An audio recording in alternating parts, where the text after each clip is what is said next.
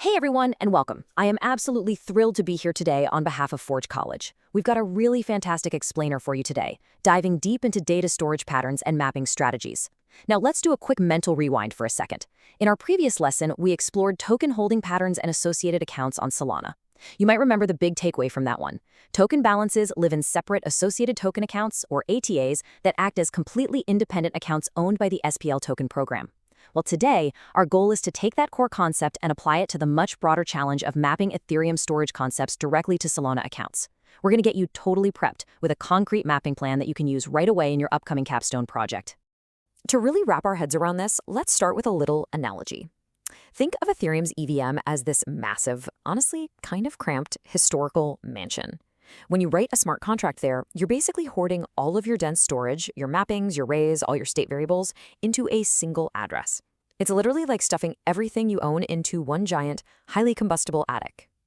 Now, compare that to Solana's SVM. Solana is way more like a meticulously master-planned community. You can't just throw your stuff in an attic. You're splitting the state across multiple distinct accounts, essentially building separate houses for your data.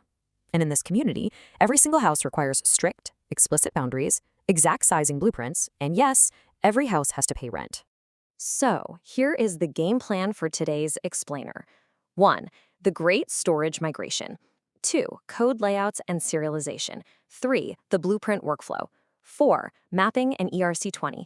5. Tradeoffs and mitigations. And finally, 6. Next steps for capstone. All right, let's jump right into section 1. The Great Storage Migration. As the architect of this new Solana community, there are some absolutely crucial design questions you have to ask yourself. You can't just migrate code line by line. You really have to fundamentally rethink the data itself. So ask yourself, which data naturally belongs together in one building? Which pieces need to break off and become their own independent program-derived addresses, or PDAs? How do you physically pack or serialize that state into bytes?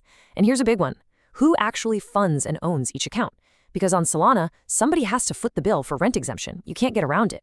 Finally, what trade-offs are you willing to accept when it comes to performance and cost? These questions are going to be your guiding light throughout this whole process. Moving right along to section 2, code layouts and serialization. Okay, so to move all this data safely, we need highly efficient moving boxes. Enter Borsh serialization.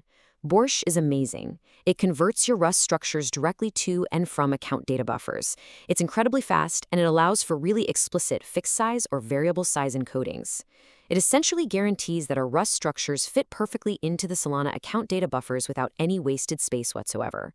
When you're defining your data structures, Borsh helps you serialize them down to the exact byte count. And trust me, knowing your exact byte count is absolutely critical when we need to calculate that rent we talked about.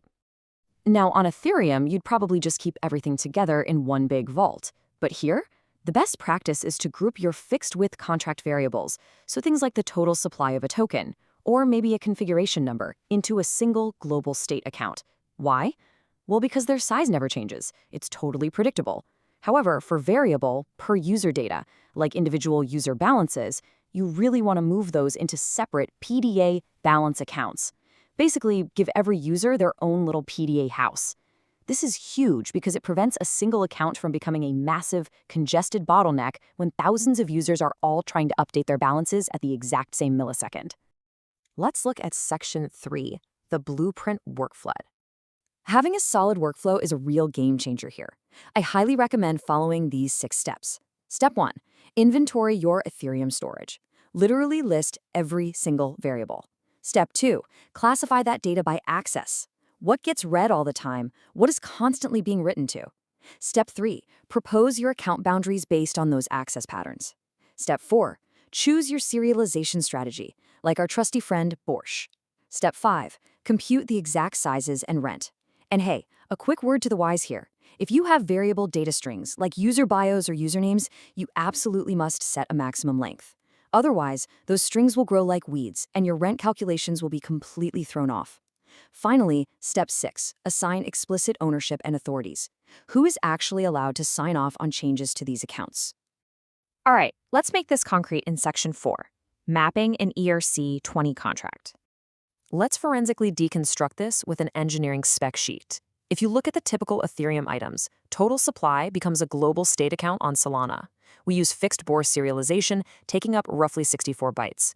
But notice the funding part. The deployer funds the rent for this global state. Now contrast that with the balances mapping. Instead of living in that global state, it becomes a per-user PDA. It's a tiny, fixed size of around 41 bytes. But here, the creator of the PDA, which is usually the user themselves or whoever initiates the transfer, they are the ones who fund it. This is a perfect illustration of exactly where the data lives, how big it is, and most importantly, who is responsible for paying the rent on these new digital properties. Now, what about nested mappings? On Ethereum, an ERC20 allowance is a mapping inside a mapping, owner to spender to amount. Honestly, these are incredibly tricky to map to Solana, but we have 3 distinct architectural choices. Option A is a per-owner PDA with a bounded map inside it. This is great if users only approve 1 or 2 spenders, but it gets messy super fast if the list grows. Option B is per-owner, per-spender PDAs. Sure, it creates a lot of accounts, but it's incredibly predictable and explicit. Option C is relying on an off-chain indexer with on-chain receipts. This is highly scalable, assuming you actually enjoy managing off-chain infrastructure. Your choice here depends entirely on how many spenders you expect in your specific app. Which naturally brings us to Section 5, tradeoffs and mitigations. Because there's no perfect layout, right? It all builds into a classic developer dilemma. On one hand, you can build many small PDAs. The trade-off? Higher aggregate rent and way more transactional work to create all those accounts up front. But the massive benefit is simpler concurrency. Thousands of users can transact at the exact same time without blocking each other. On the other hand, you could just build one large state account. The benefit there is simpler atomic updates, just like Ethereum. But the trade-off, incredibly high network contention. If 10 people try to update that single account at the exact same millisecond, you create a major bottleneck, not to mention the absolute nightmare of reallocating space if the account ever needs to grow. So how do we hack our way around this? With practical mitigations, of course. If you decide to go with many small PDAs, use lazy account creation. Basically, don't pre-build every house in the neighborhood. Just build them on demand during the very first transfer, and have the person initiating that transfer pay for the creation. Now, if you absolutely must use one large state account, you can mitigate the bottleneck by sharding the account into logical buckets based on address bits. This allows parallel updates to hit different parts of the account simultaneously. Remember, you're the architect here. You have the power to engineer around these roadblocks. All right, home stretch, Section 6, next steps for capstone. Listen, if you take away absolutely anything from today's explainer, please make it these 2 golden rules of Solana data mapping. Principle A, pick account boundaries that match your mutation patterns. If data changes frequently and independently, split it up to avoid contention. Principle B, make rent and funding explicit. Do the math, count the bytes, decide exactly who pays. On Solana, there is no free lunch, and you absolutely cannot let digital squatters avoid rent in your smart contracts. So, I want to leave you with this final provocative question. Is your one-page mapping plan actually ready? Have you locked in your exact byte counts, your PDA seeds, and explicitly defined your ownership? I strongly urge you to finalize that blueprint today. On behalf of Forge College, I want to thank you so much for joining me on this deep dive into data storage and mapping strategies. To continue mastering Web3 development and to explore way more incredible topics just like this, please head over and visit forge.college. Keep building, keep learning, and I will catch you in the next explainer.